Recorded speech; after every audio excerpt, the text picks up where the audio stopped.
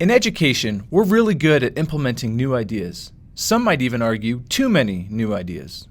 The good news about PDSAs is that you'll have the opportunity to evaluate changes that work and those that don't, allowing you to make good decisions of where to put time and resources. So the first thing you'll need is a change idea that you think might make things better for your school or community.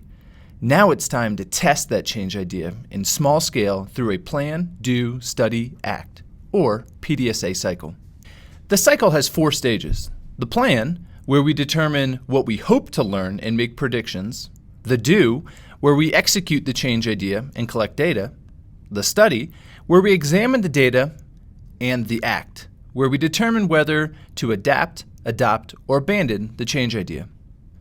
Let's take a look at the PDSA cycle in a little more depth. In the plan stage, we name what we want to learn from this test, and we also name our predictions about what we think will happen. The Carnegie Institute stresses the importance of articulating your predictions. By articulating predictions, you're making your theories, assumptions, and hypotheses about the world and how it works explicit. And that's really critical because later in the study section, you're going to compare your results to those predictions, and that's what reveals your gaps and understandings, which in turn helps you refine your change idea.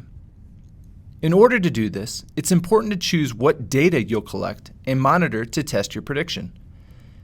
If your change idea is implementing a peace circle in the first 5 minutes of your class, you might monitor changes in student behavior following the peace circle over a course of a week. Or maybe you want to test starting staff meetings with a specific trust generator.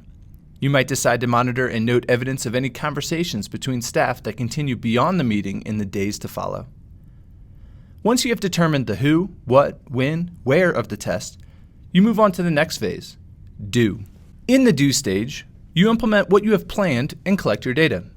You also start to reflect upon any surprises, obstacles, or challenges that may have come up during the test. Once the test is over, you move on to the study stage, where you go back to your predictions and, with the results, compare how they line up. Questions such as, who did this work for? Who didn't it work for? What didn't work, and why, are asked. From here, we act based on what we just learned from the test. You decide if you're going to adopt, adapt, or abandon the change idea. This means that PDSA cycles don't end, but rather they're linked to and build upon each other as you incorporate what you have learned from the previous cycle. By utilizing this disciplined approach, you take small, incremental, proven steps to lead your community towards continuous improvement.